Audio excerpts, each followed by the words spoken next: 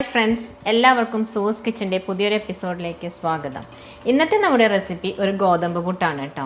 ഗോതമ്പ് പുട്ടെന്ന് കേൾക്കുമ്പോൾ നമുക്ക് എല്ലാവർക്കും അറിയാവുന്നതാണ്, നമ്മളെല്ലാവരും എന്നും വീട്ടിലൊക്കെ ഉണ്ടാക്കുന്ന ഒരു സംഭവം തന്നെയാണ്. പക്ഷെ മിക്കവാറും എല്ലാവരും എപ്പോഴും പറഞ്ഞു കേൾക്കുന്ന ഒരു കാര്യമുണ്ട്, ഗോതമ്പ് പുട്ട് ഉണ്ടാക്കുമ്പോൾ എപ്പോഴും നമ്മളത് കട്ടയായിട്ട് ഉണ്ടാക്കുമ്പോൾ എന്നുള്ളത്. അതിൽ കുറേ കട്ടയാകുമ്പോൾ നമുക്കത് അങ്ങനെ അത്ര കാണാനും ഭംഗിയില്ല, കഴിക്കാനും അത്ര ടേസ്റ്റൊന്നും തോന്നില്ല.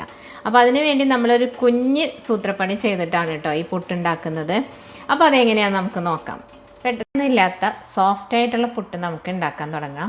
അതിന് വേണ്ടിയിട്ട് ഞാനിവിടെ 2 കപ്പ് ഗോതമ്പ് മാവ് എടുത്തു വെച്ചിട്ടുണ്ട്. അതായത് നമ്മളിത് ചപ്പാത്തി ഉണ്ടാക്കുന്ന ആട്ടയുണ്ടല്ലോ, അതാണ് എടുത്തു വെച്ചിട്ടുള്ളത്. അല്ലാതെ ഗോതമ്പ് പുട്ടിൻ്റെ പൊടി ഉണ്ടല്ലോ, പുട്ടുപൊടി, അതല്ല വെച്ചിട്ടുള്ളത് കേട്ടോ. അത് നോർമൽ ആട്ടപ്പൊടിയാണ്. അതിൻ്റെ കൂടെ പിന്നെ ഞാനിടുന്നത് കുറച്ച് 2 ടേബിൾ സ്പൂൺ തേങ്ങ ചെരുകിയത് ഇട്ട് കൊടുക്കുന്നുണ്ട്. അതുപോലെ ഇത് 1/2 ടീസ്പൂൺ പഞ്ചസാരയാണ്. ഇത് നിങ്ങൾക്ക് താല്പര്യം ഉണ്ടെങ്കിൽ ഇട്ടാൽ മതി. എനിക്കിങ്ങനെ ഇടുമ്പോൾ പുട്ടിന് നല്ലൊരു ടേസ്റ്റ് ഉള്ളതായിട്ട് തോന്നിയിട്ടുണ്ട്, അതുകൊണ്ടാണ് ഇട്ടിട്ടുള്ളത്. അതുപോലെ തന്നെ ആവശ്യത്തിനുള്ള ഉപ്പ് ഇട്ട് കൊടുക്കാം. ഉപ്പ് കൂടാതെ നോക്കണേ. അതുപോലെ പിന്നെ നമ്മൾ ഇത് കട്ടയാവാതിരിക്കാൻ നമ്മൾ ചേർക്കുന്ന ഒരു ചെറിയൊരു സീക്രട്ടാണ്. ഇത് 2 ടേബിൾ സ്പൂൺ ചോറ്, നമ്മൾ സാധാരണ ചോറുണ്ടല്ലോ, ഇത് ഞാൻ തലേദിവസം ഫ്രിഡ്ജിൽ ബാക്കി ഉണ്ടായിരുന്നതാണ്. ആ ചോറാണ് ഇടുന്നത്. ഇങ്ങനെ ഫ്രിഡ്ജിൽ വെച്ച ചോറാണെങ്കിൽ കുറച്ചും കൂടി നല്ലതാണ്. അതല്ല നോർമൽ നമ്മളിപ്പോൾ ഉണ്ടാക്കിയതാണെങ്കിൽ ചൂടാറിയതിന് ശേഷം ചേർത്താൽ മതി. എന്നിട്ട് ജസ്റ്റ് കൈ വെച്ചൊന്ന് മിക്സ് ചെയ്ത് കൊടുക്കാം. ജസ്റ്റ് കൈ വെച്ചതൊന്ന് മിക്സ് ചെയ്തിട്ടുണ്ട്. ഇതിൻ്റെ അകത്ത് വെള്ളമൊന്നും ചേർത്തിട്ടില്ല. ജസ്റ്റ് എല്ലാം കൂടി ഞാൻ ആ കാണിച്ച ഇൻഗ്രീഡിയൻസ് എല്ലാം കൂടിയിട്ട് മിക്സ് ചെയ്തതാണ്.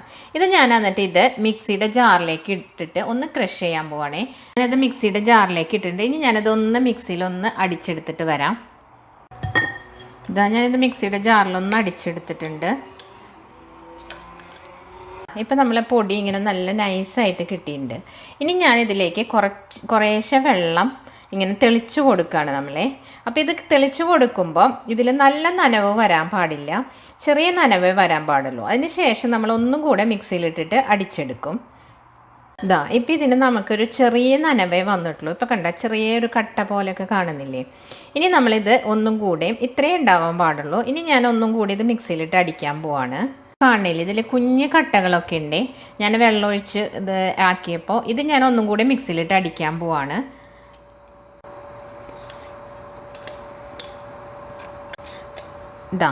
ഇപ്പം നമ്മളത് നോക്കി നല്ല നൈസായിട്ടുള്ള പൊടി വന്നിട്ടുണ്ട്. ഇതിന് തീരെ കട്ടയോ ഒന്നുമില്ല, കറക്റ്റാണ് വെള്ളത്തിൻ്റെ കൺസിസ്റ്റൻസി. നിങ്ങൾക്ക് കാണുന്നുണ്ടോ കറക്റ്റായിട്ട്? അപ്പോൾ നല്ല കറക്റ്റ് നനവും ഒക്കെ ആയിട്ടുണ്ട്. ഇനി ഞാനിത് പുട്ടിൻ്റെ ഇത് അടുപ്പത്ത് വെച്ചിട്ടുണ്ട്, അതിലേക്ക് നിറച്ച് കാണിച്ചു തരാം. പുട്ടുകുറ്റി ഇവിടെ ചൂടായിട്ടുണ്ട്. അപ്പോൾ ഞാനിനി ഇതിലേക്ക് പുട്ട് ഇടാൻ പോവാണ്. അപ്പോൾ അതിന് തന്നെ കുറച്ച് തേങ്ങ ചെരുകിയത് ഇട്ട് കൊടുക്കുന്നു. അത് കഴിഞ്ഞിട്ട് നമ്മൾ നനച്ച ഈ പൊടി ഇട്ട് കൊടുക്കുകയാണ്.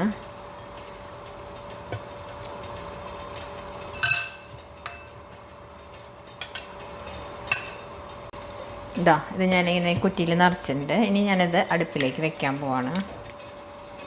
ഞാനിവിടെ ഇത് വെച്ചിട്ടുണ്ട്. ഇനി ഇതിൽ സ്റ്റീം ഇതിൽ കൂടെ വരുമ്പോൾ നമുക്കത് എടുത്ത് നമുക്കത് നോക്കാം എങ്ങനെയാണെന്നുള്ളത്. നമുക്കിവിടെ ഇതൊന്ന് നോക്കാം എങ്ങനെയുണ്ട് നമ്മൾ പുട്ടുന്ന്. നമ്മൾ സോഫ്റ്റ് ആയിട്ടുള്ള പുട്ട് ഇപ്പോൾ ഇവിടെ റെഡി ആയിട്ടുണ്ട്. കണ്ടില്ലേ നിങ്ങൾ, ഒട്ടും കട്ടകളൊന്നും ഇല്ലാതെ നല്ല സോഫ്റ്റ് ആയിട്ടുള്ളത്. അടുത്തത് ഞാൻ അങ്ങനെ തന്നെ ഫില്ല് ചെയ്തിട്ടുണ്ട്. അപ്പോൾ ഇതും നമുക്കിതുപോലെ തന്നെ ചെയ്തെടുക്കാം. അപ്പോൾ നമ്മൾ സോഫ്റ്റ് ആയിട്ടുള്ള ഗോതമ്പ് പുട്ട് ഇവിടെ റെഡി ആയിട്ടുണ്ട്. അപ്പോൾ ഇത് ഇപ്പം നമ്മൾ കാലത്ത് ഉണ്ടാക്കുകയാണെങ്കിൽ വൈകിട്ട് വരയ്ക്കും ഇതുപോലെ തന്നെ സോഫ്റ്റായിട്ടിരിക്കും.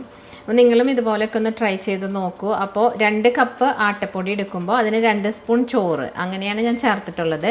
ഇതേ റേഷ്യോ തന്നെ നിങ്ങളും ഫോളോ ചെയ്താൽ മതി. അപ്പോൾ നന്നായിട്ട് കിട്ടും, കട്ടയൊന്നും ഇല്ലാതെ നല്ല പഞ്ഞി പോലെയുള്ള ഗോതമ്പ് പുട്ട് ഉണ്ടാക്കാം. അപ്പോൾ നിങ്ങൾക്ക് എൻ്റെ വീഡിയോ ഇഷ്ടപ്പെടുകയാണെങ്കിൽ ഒന്ന് ലൈക്ക് ചെയ്യാനും അതുപോലെ നിങ്ങളുടെ അഭിപ്രായങ്ങൾ കമൻറ്റ് ബോക്സിൽ ഇടാനും മറക്കരുത്, ഷെയർ ചെയ്യാനും മറക്കരുത്. അപ്പോൾ അടുത്ത വീഡിയോയുമായി കാണുന്നവരേക്കും bye. Thanks for watching Sue's kitchen.